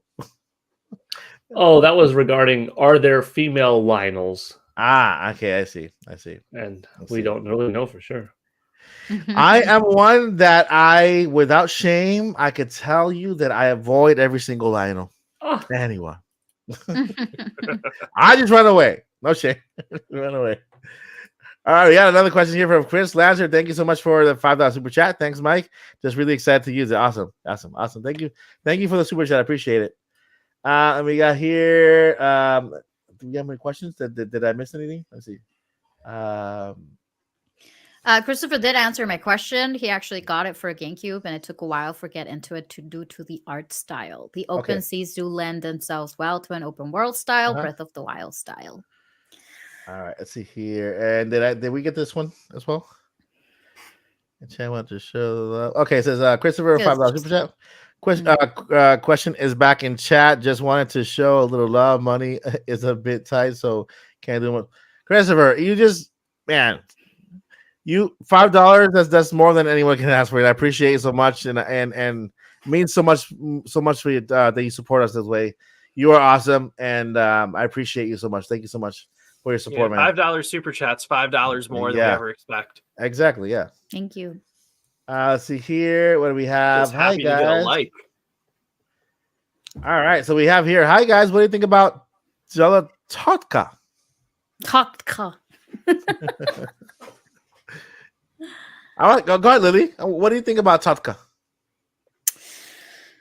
What do I think? I personally love the game. Mm-hmm.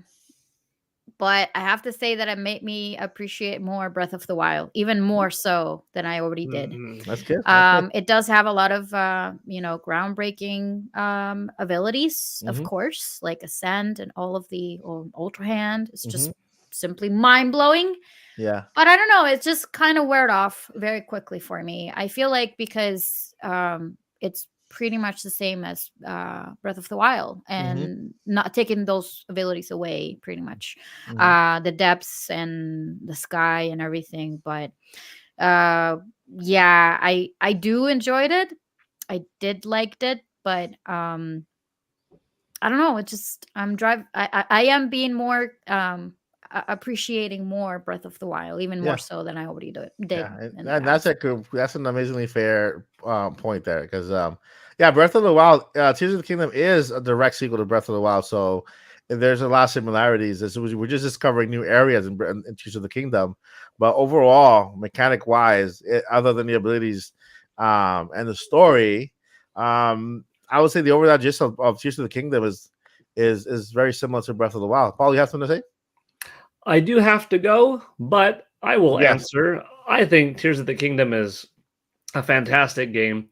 And if you look at it independently and haven't played any other Zelda titles, including Breath of the Wild, you're getting a 10 out of 10 experience. You've got so much gameplay, so many side quests, voice acting, story, very little loading time, so much to explore, lots of gameplay mechanics, building mechanics. It's beautiful. It's fantastic.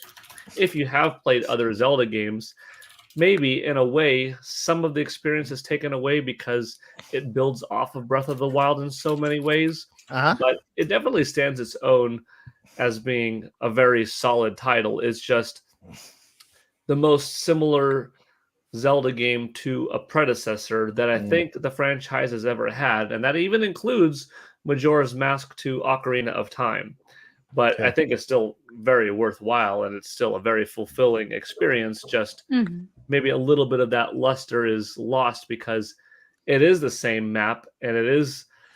I like the fact that it's the same Link, but different costumes and stuff like that. But just some of it is samey, even though it is very different. If that makes sense, like the bosses are still different, the music is still different. The weapon mechanics are still different, but there's just some elements comparable that.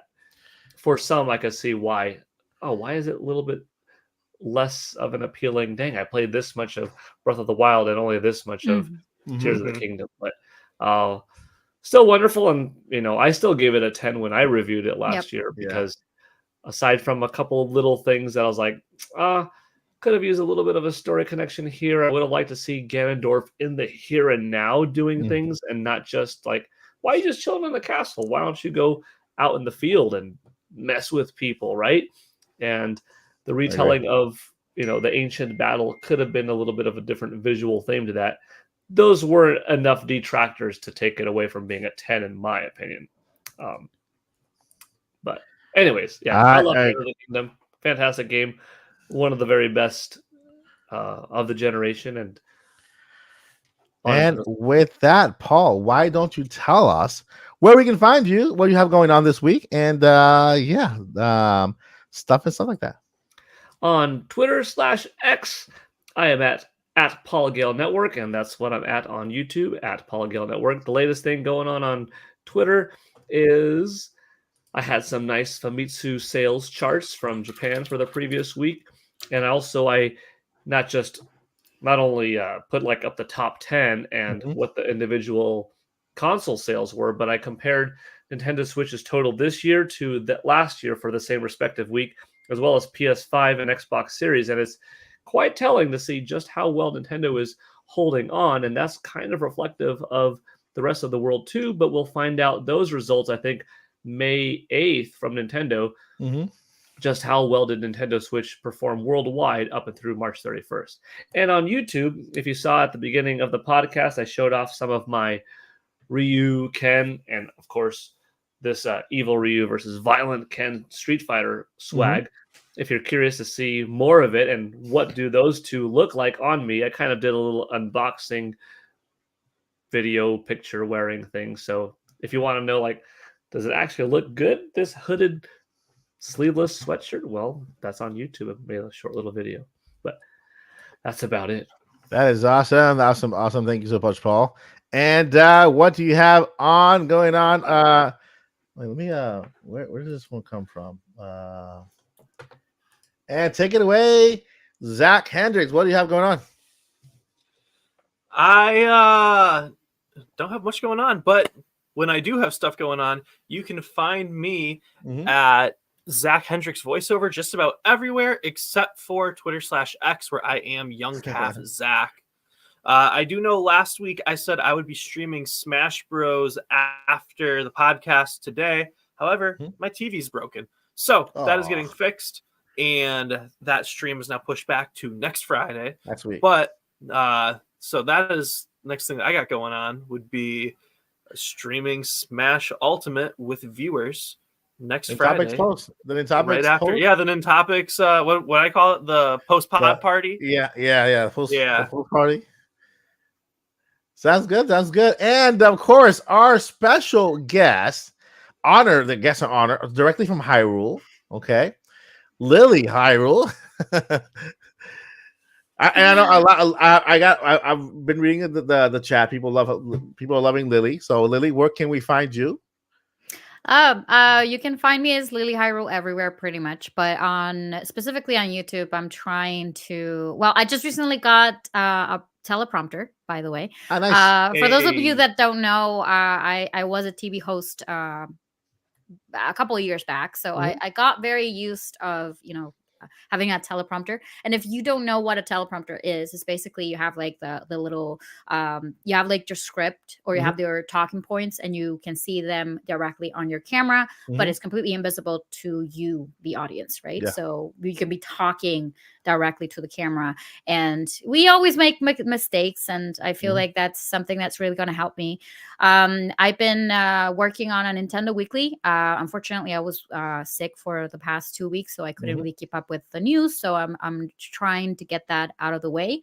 I'm also still going through my Zelda marathon, which I am committed to beat every single one of the mainline Zelda games. I was doing that on stream, but you will find the highlights, or like the very short version of the entire 2-hour stream on a 15-minute video, which are hilarious. They're very funny.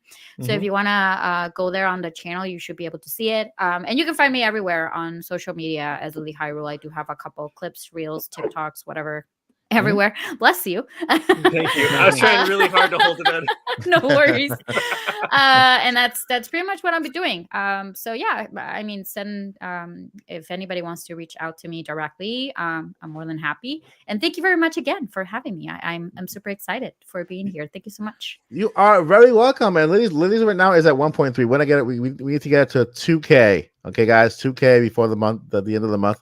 And maybe 3K, maybe 10K, you know, I mean, that'll be amazing. Get her up there. I appreciate it. All right. She has amazing content, and we'll be seeing more Lily pretty soon. All right. Because she, you know, you'll see her very soon. We'll talk about it. We'll see more Lily very soon. And of course, you can find me here. Yeah, go ahead. Before you do your segue and send off, I just want to shout out YouTube got up to 70 likes. YouTube got to 70 likes. Amazing. Thank you. That is, yeah. You guys are awesome. I mean, we're streaming on 1, 2, 3, 4, 5 places right now, including Paul Gale. So you and you guys can also stream on your platforms too. So Streamlabs has it so that you can stream on your own areas if you want to. That's your choice. Paul likes to stream on to have more content on his channel. He likes to stream the podcast as well. But yeah. Thank you guys so much for watching. Thank you for those 70 likes. Thank you for the 115 top people we had today on all throughout the entire industry of Facebook, Twix. We got Paul Gale and Eric, and of course here at the Odyssey. Before we let you go, of course, wait, I haven't said what I have planned, right? I'm here. You can find me here at the Odyssey Monday through Friday so far. And of course, we every single Friday here at the Intabe Podcast. What I have going on is what I've been preaching or kind of announcing for the past month. Mike Odyssey show starting, I guess, me, right? And it's coming pretty soon. Working still on it. I'm redoing the studio back here just to make sure that I got a nice set going on, and I can't wait to show you guys what I have planned. It's a 10% news show, 10% news, 90% entertainment, evergreen. So hopefully you guys like that soon. Well, my giant, thank you guys so much for watching the Intabe Podcast. You guys have been amazing, and let me see if I can put some music here because apparently my little button here thing, I gotta take Zach's advice and go get myself a Neighbor Media little stream deck. Yeah, a little acoustic thingy there. Okay, so I have sad music because we're leaving. I have lo-fi Mike Odyssey beats. I got some rock music here. Dance pop. Let's listen to this. How does that sound like?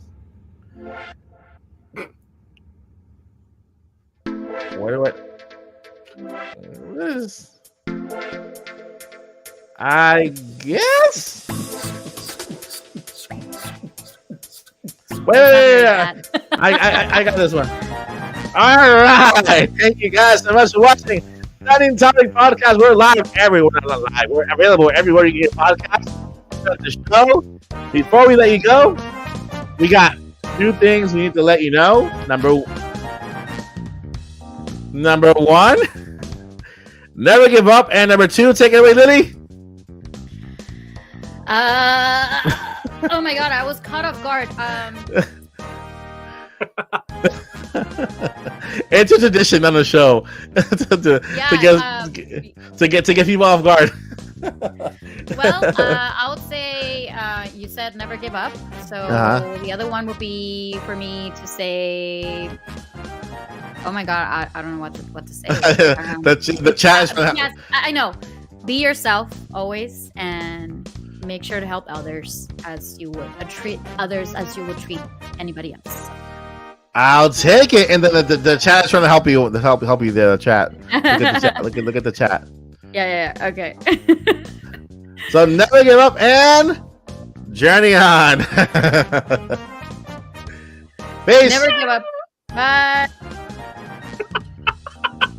Blues. What the heck is going on here? It's the new tradition for Mike to struggle to end the podcast. Yay. This is like 3 weeks in a row that we've had this. Bye. Have a good night. Take care. Bye. Thank you for joining.